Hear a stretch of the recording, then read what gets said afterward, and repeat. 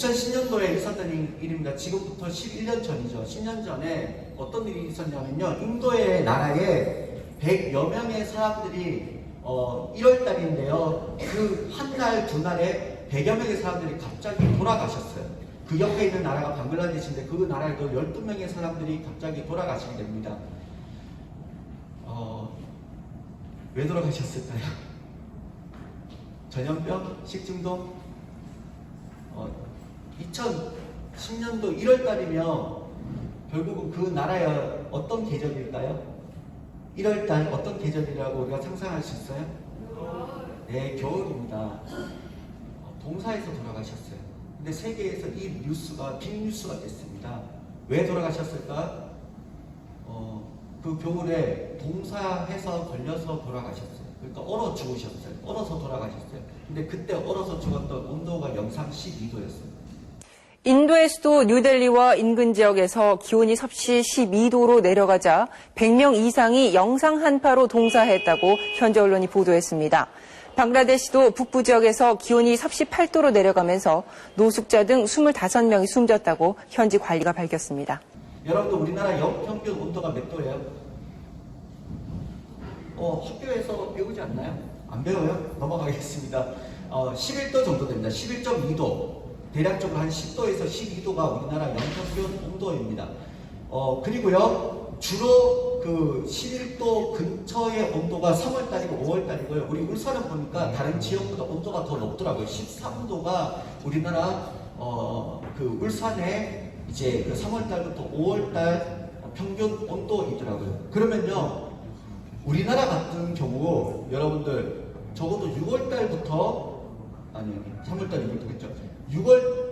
6월달부터 9월달까지도 괜찮고, 근데 10월달부터 적어도 2월달까지는요, 여기 있는 대부분의 사람들이 어떻게 울산에 사람들이 지내야 되냐면, 그 인도의 그 예를 들면 거기다 얼어서 돌아가셔야 돼요.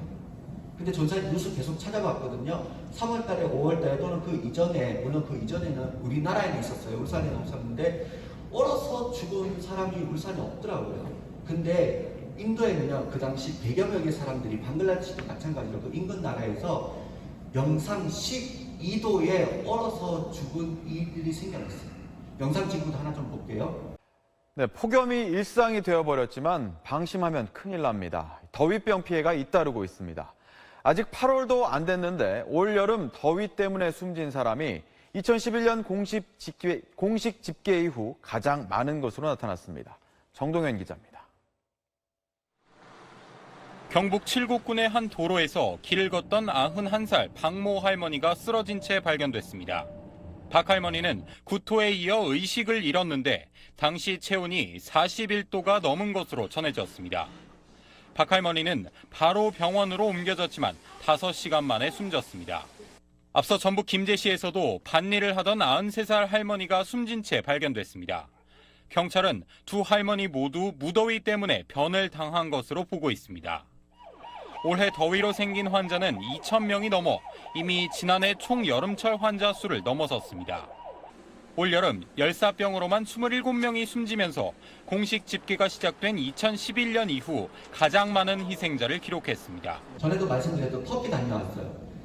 터키와 이집트는 굉장히 더운 나라입니다. 근데 이집트는 전사님이 겨울에 갔어요.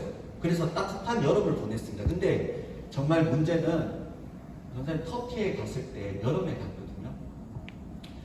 여러분들 터키 여름 혹시 가보신 적 있으세요? 얼마나 더운지 제가 표현할게요. 이거 뭐 하려고 했는데 못하겠어요. 1분 동안 해야 돼요. 처음 더웠어요. 근데 놀라운 건 습도가 거의 0에 가까운 나라입니다. 한여름에 습도가 거의 0이 되는 나라라서 여러분들 습도가 낮으면요, 그늘만 들어가도 냉장고 같은 느낌을 가지실 거예요. 우리나라는 도저히 못 느낍니다. 외국에 나가서만 경험할 수 있는 경험인데요. 그늘만 가면요, 정말 시원해요. 냉장고에 내가 들어가 있다는 느낌이 들어요. 그 고온에서도. 습도가 낮아서, 없어서. 그런데요, 그늘만 벗어나게 되면요, 진짜 어떻게 됐냐면, 너무 더워요. 엄청 더워요. 많이 더워요. 진짜 더워요. 그 낮에 돌아다니는 사람들이 있을까요? 네, 없어요. 근데 있긴 있어요. 어떤 사람들요? 연인들요. 커피 마시려고, 음료수 마시려고 나온 연인들요. 전사님은 그분들을 향해서 예수님 이름으로 헤어지기를 날마다 기도하느라 너무 정신없었지만, 연인들은 나왔어요. 연인들은 그 땡볕 아래서 서로 대화하고 웃고 떠들고 그렇게 지내더라고요. 연평균 온도가 어떻게 되냐면 터키예요. 북쪽은 32도, 남쪽은 35도인데요. 네이버 검색에서 통계적으로 이렇게 나오네요. 중국, 동부, 남부 해안 지역, 대만, 일본, 혹은 북아메리카, 미국 동부 및 남부 해안 지역, 호주 시드니, 이북 동부 해안가, 터키나 아라비아 반도, 이란 호주 중앙부 서부, 그러니까 많은 나라들을 포함시킵니다. 미국의 서해안, 남북 내륙 지방, 이 나라의 한여름은 보통 몇 도냐고 얘기를 하냐면 40도가 넘는다라고 밝히고 있어요. 전사님이 그 이스탄불이라는 약간의 중간에서 위의 나라에서 소아시아 남쪽으로 돌았었거든요. 그러면 주로 32도에서 35도 정도 되는 그 여름의 기간을 지났겠죠. 그런데 전사님이 정말 더웠던 것은 사실 이 네이버에서 얘기하는 온도가 맞는 것 같아요. 40도는 기본이고요. 그냥 40도 넘는 날씨가 쭉 이어지는데 가끔 비가 오거나 가끔가다 지중해에서 불어오는 바람, 위에서 흑해에서 불어오는 바람 때문에 온도가 급격하게 떨어지는 것이지 존사님 그때 지냈던 온도가 40도가 맞는 것 같아요. 근데 물어볼게요. 지금 저 영상에 27명이 대부분 다 40도 이상, 2시간 이상 야외 활동을 했더니 돌아가셨다라고 얘기를 하거든요. 근데 전사님이 눈으로 직접 목격한 사람들, 적어도 박물관에 들어갔다가 나왔을 때 여전히 바깥에 햇빛에서 웃고 떠드는 사람들 2시간 이상 있었어요. 그 사람들 근데 내 눈으로 봤는데요, 돌아가시지 않더라고요. 그분들 왜 돌아가시지 않았을까요? 우리 몸에는 체온 조절 시스템이라고요. 그냥 좋게 우리나라 말로 좋게 이렇게 표현을 해서요. 더우면 열이 나고요. 추우면 몸에서 이제 더우면 땀이 나고요. 추우면 열이 나게 하는 기능이 우리 몸에 있답니다. 우리 몸이 하나님께서 하나님의 형상으로 만드셨어요. 얼마나 정교하게 잘 만들어 주셨는지 몰라요. 그래서 우리의 몸은 사실 더운데 잘 적응을 하고요. 추운데 또 역시 잘 적응을 합니다. 다만 이제 뭐 좀 나이 드신 분들이나 젊어도 병이 드신 분들에 한해서는 사실 이것이 잘 작동이 되지 않아서 힘들어하고 어려워하는 분들이 계시긴 해요. 그럼에도 불구하고 우리 몸이 그런 것들 이렇게 조절 시스템이 있는데 이것이요 감당이 안 될 때 이제 무더위가 먹어서 돌아가시게 되고 이제는 동사를 하게 된다고 이야기를 해요. 그런데요 이렇게 높은 온도, 낮은 온도에서 안 돌아가시는 사람들이 있어요. 안 돌아가는 사람들 왜 안 돌아가실까? 첫 번째는 근력입니다. 여러분들 근력 운동이라고 아시죠? 근력 운동, 근육을 단 한 번에 발휘할 수 있는 최대의 힘이나 외부에서 가해지는 힘에 대해 저항하는 능력. 이 근력이 강한 사람들은요, 자기가 평상시 경험했던 온도 또는 상황에 대해서 근력이 높은 사람들, 그런 사람들은요, 상대적으로 오래 견딘답니다. 근데 어쨌든 대부분 사람들이 건강함에도 불구하고 일찍 돌아가셨던, 그리고 어떤 상황과 여건에 의해서 어려움을 당했던 그분들 가만히 잘 보면요, 체온 이 시스템의 문제가 아니고 어떤 문제였냐면 충격이에요. 데미지를 받았대요.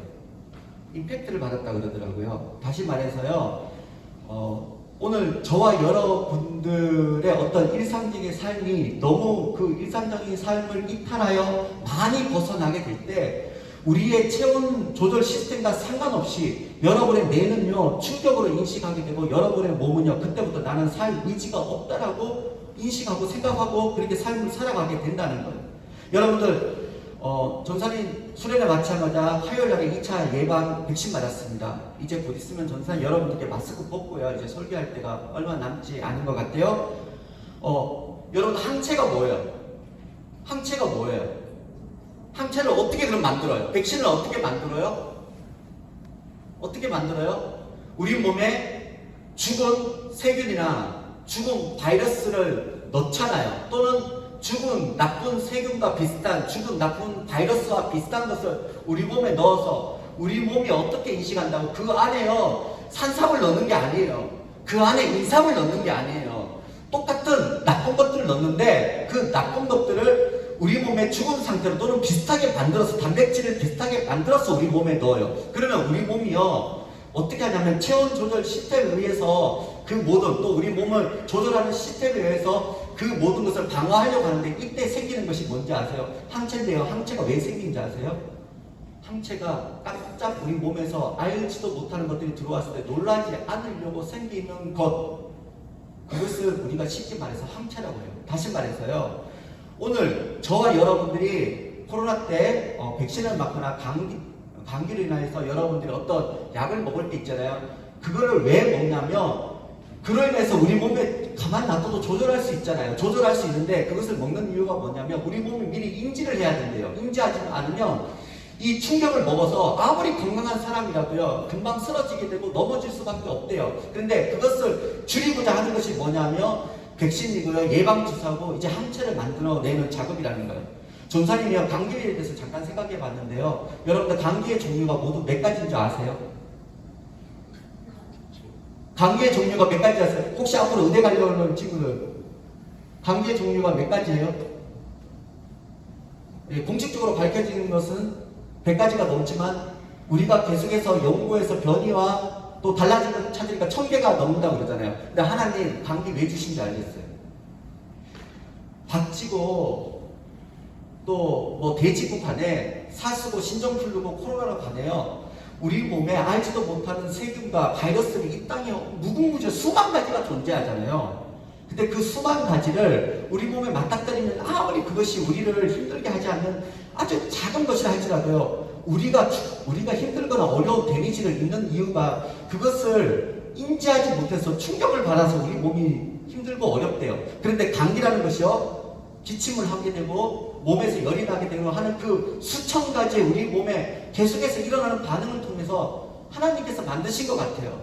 오늘 저와 여러분들이 그런 어떤 이 악이 있는 세상, 이 사탄이 다스리는 이 권세를 잡은 이 사탄의 이 다스리는 이 모든 것에 대해서 하나님께서 오늘 우리를 보호하시기 위해서 죽지 않을 만큼, 그래서 어른들이 하시는 말씀이 있잖아요. 감기약 먹으면 14일이고 먹지 않으면 보름이라고. 뒤 있는 자는 들을지어다. 무슨 말이에요? 예, 먹으나 안 먹으나 그 감기약 똑같다는 치료제가 없다면서요. 근데 하나님 그 치료제 없는 감기를 왜 수천 가지 주셨을까요? 오늘 저와 여러분들 가운데 건강한데도 충격이라는 것을 우리 몸이 그렇게 정교하기 때문에 먹어서 몸이 힘들어질 수 있고 우리의 삶이 힘들어질 수 있는데 그것을 하나님께서 막기 위함은 아닐까요? 성경의 창세기 37장에 우리가 너무나 잘 아는 요셉, 오늘 담임 목사님이 또 요셉 말씀을 하셨는데요. 요셉이요 나중에 이집트를 구원하게 되고 가뭄에서부터 그의 온 집안의 형제들을 구원하게 됩니다. 근데 그 구원하게 됐을 때 하나님께서 어떻게 사용하냐면 그가 아버지로부터 사랑받았던, 그리고 아버지로부터 물려받고 또 그렇게 다른 형제들보다 높이를 받았던 채색 옷을요 그의 형제들로부터 이렇게 빼앗김을 당해서 찢게 만들어요. 구덩이에 갇히게 만들고요. 나중에 보디발의 감옥에 들어가게 만들어요. 아버지 집에 편안하게 있지 않고요. 나중에 그 감옥에 보내서 그가 그 감옥에서 계속해서 그 좋았던 것들도 기억할 수 있겠죠. 그러나 그런 작은 어떤 경험들 또 그런 작은 어떤 그 어려움들을 통해서 하나님께서 그를 나중에 높이는 것을 성경을 통해서 발견할 수 있습니다. 물론 그가 채색 옷을 입고요 아버지의 계속해서 사랑을 받아도 분명히 이집트의 총리가 됐을 거예요. 하나님이 인도하시고 됐을 거예요. 그러나 하나님께서 급히 사용하시고 하나님께서 빨리 사용하시고 하나님께서 온전하게 사용하실 때 하나님께서 쓰신 방법이 뭐냐면 그에게 좋은 것을 주고 그에게 더 좋은 옷을 주고 그에게 더 좋은 음식을 줘서 영육간에 더 강건함으로 그를 만들었던 것이 아니고요 오히려 그를 시련의 자리로, 오히려 그를 어둠의 자리로, 그를 오히려 힘듦의 자리로 하나님께서 보내셔서 나중에 그 가뭄에 대비하게 하시고 나중에 그 이집트의 총리가 되게 하시고 그 가족을 구원하시는 것을 봐요. 여기서 우리가 알 수 있고 볼 수 있는 것이 뭐냐면 아무것도 모를 때 충격을 이렇게 받았거든요. 근데 아무것도 모를 때 받았기 때문에 나중에 그걸 가지고 오히려 어떤 일이든지 그 삶에 있어서 지혜롭게 슬기롭게 풀어나가는 모습들을 우리는 말씀을 통해서 발견합니다. 저는 잘 모르겠어요. 꽃병이 아름답대요. 근데 꽃병이 아름다운 것은요, 꽃병에 불을요 구워질 때 한 번만 굽는 것이 아니고 초벌, 재벌해서 또는요 여러 번 굽는 꽃병들이 있다고 합니다. 멋을 더 내기 위해서. 유약만 바르고 끝나지 않아요. 잘 보시면 유약만 바르고 있는 꽃병은 가만히 이렇게 보면 그렇게 멋이 잘 나지 않는데요. 그런데 대부분 예쁜 꽃병이라고 우리가 칭할 때 또는 판매되어진 꽃병을 잘 보면요, 유약만 바르는 정도가 끝이는 것이 아니라 유약 바르고 나서 불덩이에 던져요. 근데 한 번만 던지나요? 아니요. 2번 던져요. 처음에는 연한 불, 2번째는 강한 불. 그렇게 했을 때 나중에 아름다운 꽃병이 나오더라는 거죠. 오늘 우리에게 주시는 말씀의 은혜가 이와 같습니다. 마지막에 오늘 읽었던 여러분들 20절 말씀 보면요, 하나님을 찬양하는, 찬송하는 시인의 고백이 나와 있어요. 근데 그가 왜 찬송했는지 아세요? 그가 왜 하나님 앞에 그렇게 아름답게 내 삶을 하나님께 헌신하겠다고 다짐하고 하나님을 예배하겠다고 결단한지 아세요? 그가 하나님 앞에서 훌륭한 좋은 교육과 제도를 받아서 그런 고백을 했을까요? 9절에서 12절 보면 아니에요. 그가 작은 어려움에, 작은 아픔에, 작은 슬픔에, 작은 눈물 날 일에, 작은 우울된 일에, 또 작은 고통된 일에 그가 몇 번, 여러 번 그 일들을 경험하고 나니까 그제서야 하나님이 하나님 되심을 알게 되었고, 그것이 그에게 양약이 되어서 오늘 그가 하나님을 예배하는 자로서 하나님을 찬송하겠다는 결단과 아울러 하나님을 영광 올려드리는 자로 살겠다는 것을 20절 기결하고 마무리하고 있잖아요. 여러분들 이독 제독이라는 말 어려운 말입니다. 우리 어른들이 쓰는 말이에요.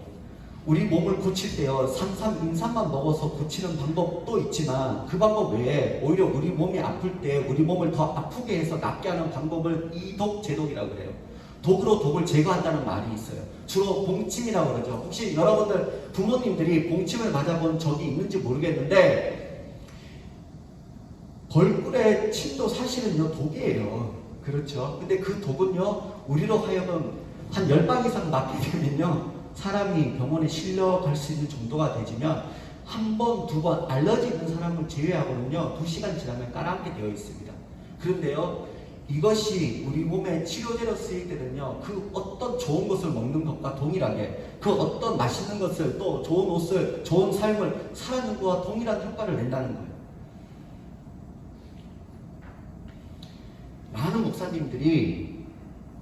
많은 목사님들이 저희 담임 목사님도 마찬가지예요. 눈물 젖은 빵을 드셨더라고요. 가난하셨더라고요. 많은 목사님들이 우리가 잘 아는 유명하시고 훌륭하신 목사님들이 과거에 어떤 삶을 살았냐면 좀 어렵게 사셨어요. 그리고 과거에 어떤 삶을 살았냐면요 지금도 오장육부 중에 없어요. 몇 개가 없는 분들이 많이 계세요. 그런데 여러분들 그분들 웃으면서 설교하시잖아요. 근데 그분들이 웃으면서 그 설교하는 이면에 어떤 삶을 살았냐면요 그냥 어려운 삶을 사셨어요. 힘든 삶을 사셨어요. 그런데요 그것이요 나중에 말씀 가운데 또 나중에 기도 가운데 그것이 흘러나오더라는 거죠. 그러다 보니까 많은 교인들이 하나님의 온전하신 통로로 목사님을 통하여서 그 흘러나오는 그 생수의 강을 다 대부분 다 이제 마실 수 있게 되었다는 거예요. 오늘 다른 걸 이야기하는 것이 아니고요. 여러분들 나쁜 것도요. 여러분들한테 하나님께서 유익하게 해석하시고 오늘 그것을 믿음으로 받으실 때 오늘 여러분들이 오히려 믿음의 더 큰 성장이 있게 되는 것임을 기억했으면 좋겠습니다. 성경에 예수님께서 분명히 말씀하십니다. 믿음이 적은 것과 많은 것이 있대요. 믿음도요 양이 있어요. 그리고 하나님께서 더 큰 믿음을 여러분들에게 요구하세요. 오늘 비가 오지 않기를 기도했다면 여러분들 우산을 놓고 나아가는 그 믿음을 저와 여러분들에게 하나님께서 요구하세요. 더 큰 믿음의 소유자가 되기를 원하십니까? 그러면요 좋은 것, 여러분들 좋은 교육, 또 맛있는 거 그거 먹는 것도 여러분들 힘쓰시고 예쁜 거 좋은 거 먹는 거 힘쓰시고 입는 거 힘쓰시되 여러분들 어려움에 처할 때도 기쁘게 받아들일 수 있는 저와 여러분들이 될 수 있기를 예수님 이름으로 소망합니다. 오늘 저와 여러분들이 이 일이 돼야 돼요. 십자가의 길이 이 일이잖아요. 너는 내게 오라. 그런데 내가 주는 멍에는 쉽고 가벼우니. 예수님께서 여러분들에게 멍에를 주신대요. 말이 안 되잖아요. 근데 그 명예는 십자가의 길은요 쉽고 가볍대요. 여러분들 감히 담대하게 매셔도 괜찮아요. 넘어지지 않아요. 쓰러지지 않아요. 무너지지 않아요. 왜냐고요? 쉽고 가볍거든요. 그리고 그마저도 예수님께서 짊어지실 줄로 믿습니다. 말씀 마무리하겠습니다. 신행일치의 삶, 이제 여러분들 살아갈 수 있기를 바랍니다. 그래서 이후로 여러분들 좋은 교육들, 기독교 교육, 성경 말씀 묵상하는 것, 하루에 한 장 성경 읽는 것, 기도하는 것, 또 더 나아가서 그의 나라와 그의 의를 구하며 살아가는 것, 우리의 하나님 앞에서 예배 드리는 것, 감사합니다.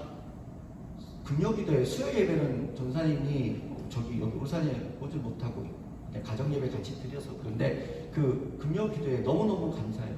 우리 고등부 친구들, 여기 있는 친구들의 한 10분의 1은 오는 것 같아요. 앞으로도 계속해서 봤으면 좋겠습니다. 예배 드리는 것, 이 좋은 일들이 여러분들 힘써 나갈 수 있길 바랍니다. 또한 오늘 말씀을 통해서 여러분들 권면합니다. 좀 힘들면 어때요? 좀 피곤하면 어때요? 좀 우울하면 어때요? 오늘 그것조차도 여러분들 믿음으로 받으실 때 오늘 여러분들 더 큰 믿음을 하나님 주시는 선물인 줄로 믿습니다. 왜 이렇게 힘들어하고 어려워해요? 거기에 왜 주저앉고 멈춰 있어요? 너, 자, 고개 들어서 날 봐요. 우리 친구들 용기 내세요. 하나님께서 여러분들 그 어려운 시련까지도 잘 되라고 주시는 줄로 믿습니다. 아멘. 그렇다면 나를 부하게도 처할 줄 알고 가난하게도 처할 줄 아는 그 예수님의 섭리와 뜻에 따라서 오늘 저와 여러분들이 서돌 바울 선생님과 같이 오늘 이 시대 곳곳에서 오늘 쓰임받고 사용되어져서 그렇게 다음 세대, 지금 하나님의 이름이 지금 망령되어 일컫는 그런 부분들이 너무 많잖아요. 차별법, 지금 그 안에 교묘하게 들어와 있는 그 우리를 힘들게 하는 성경을 오히려 삭제하기를 원하는 그 지경에 이르는 그런 놀라운 일이 지금 이 시대 가운데 일어나고 있잖아요. 그러나 그 모든 것들, 우리를 잘되게 하시려고 좋은 것도 주시고 시련도 주시는 하나님 앞에 훈련받은 저희들로 인하여서 하나님 나라가 다시금 세워지고 확장되어질 놀라운 이 은혜가 오늘 우리로 하여금 다시금 일어났으면 좋겠습니다. 그래서 우리 고등부 친구들 힘냅시다. 우리 고3들 파이팅! 파이팅! 한 4개월 남았는데요. 실제적으로 수시까지 합치면 얼마 남진 않았는데 우리 고2, 고1도 마찬가지지만 여러분들 힘냅시다. 어려운 것도 우리에게 나에게 좋은 것을 주시는 하나님인 줄로 해석하고 믿으셔서 이후에 힘내셔서 저와 여러분들 삶 가운데서 정말 하나님이 온전하게 드러나는 이 놀라운 일들 가운데 쓰임받는 우리 모두가 되어질 수 있기를 예수님의 이름으로 소망합니다. 아멘.